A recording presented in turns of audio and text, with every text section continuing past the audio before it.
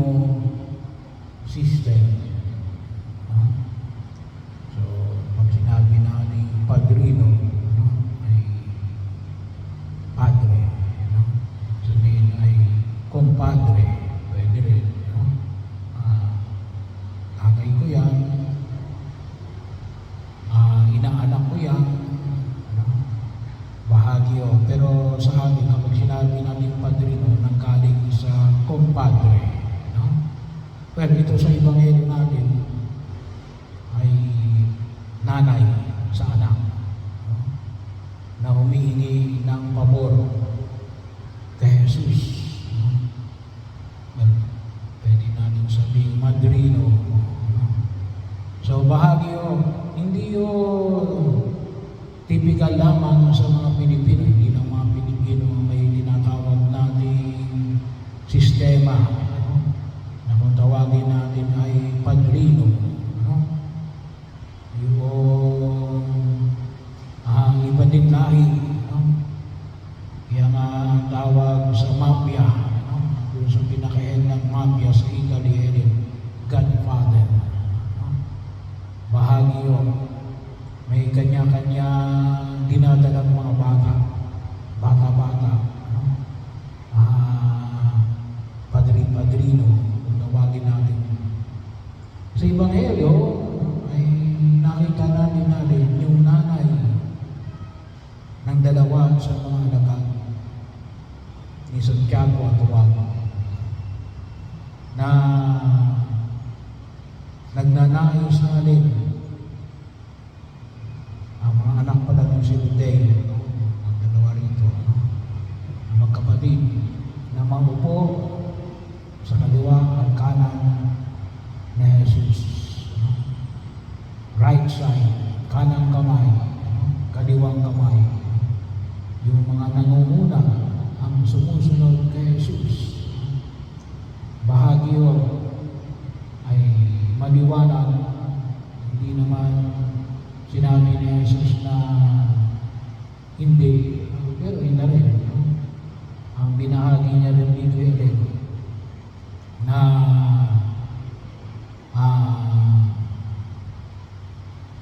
kung saan ay wala sa amin ang luklukan na ito. Ito ay isang pinaghandaan ng Amang nasa langit. Well, bahagi o na makita ko namin. Ito rin yung kaisipan ng mga alagad. Nagaling sila sa mga dalawa. Kasi nga ay nagnanais na sila yung maging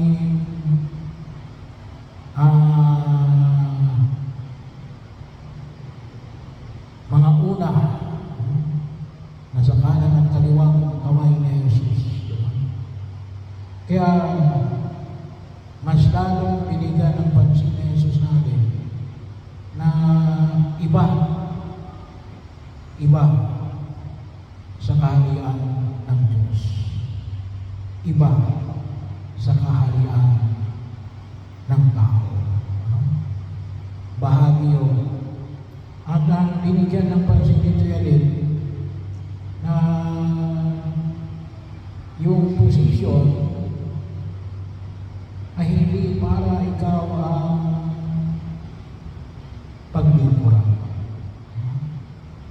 Ang posisyon niya para ikaw ay maglingkod. Medyo mahirap yun. Sa lipunan ginagalawan natin, kahit ako isa sa mga pari, Father, kailan ka magiging monsignor? Bahagi yun na pinamamaning na may ranking. Sino yung pinakamataas? Sino yung pinakamagandang assignment? Bahagi yun. Kaya, awisan, napakahirap tingnan sapagkat iba yung pagtingin ng tao. Iba yung pagtingin ng Diyos. Ano yung pagtingin ng Diyos?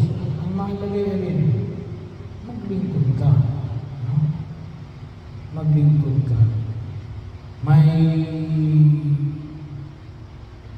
mas maganda ka mang tungkulin, dapat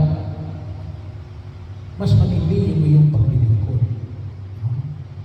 Kasi yung tungkulin mo ay ibinigay para maglingkod, hindi para palakpakan, hindi para papurihan.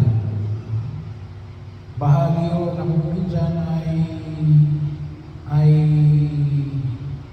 nakikita natin, sabi nga ko kung minsan sa pamantayan, kahit na sabihin natin ay ito yung ipinamamanig na Jesus, kaya lang tayo ay nasa lipunan na ang pamantayan ay pagtingin ng tao. Kaya bahagi yun na kinakailangan natin baguhin. Kasi kung ang ating pagkilos ay para lamang sa posisyon,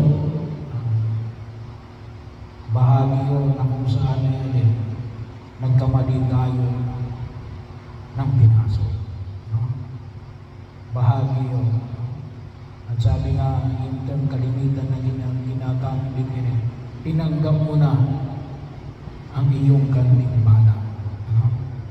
Kasi yung dahilan ng iyong paglilingkod ay gawa na nais mong ikaw ay magkaroon ng posisyon, bahagi o ng karangyaan, o maaaring kasama na rin yan yung monetary equivalent, kayamanan at kapangyarihan. Kasi dadayon ng posisyon na iyong pangahawakan. Iba yung kapangyarihan ng manager, iba yung kapangyarihan ng assistant manager. Kaya bahagi ko na kung saan yung makita ko namin, yun yung pamantayan ng lipunan na ginagalawan natin. Ngayon, sabi nga ko natin, paano natin magagawa yun? Kasi kung mas madali yung incentive kapag naglilingkod ka, well, okay siguro yun kapag ang pamantayan natin ni Alin, kapag ikaw ay nagtatrabaho, kasi yun ang sistema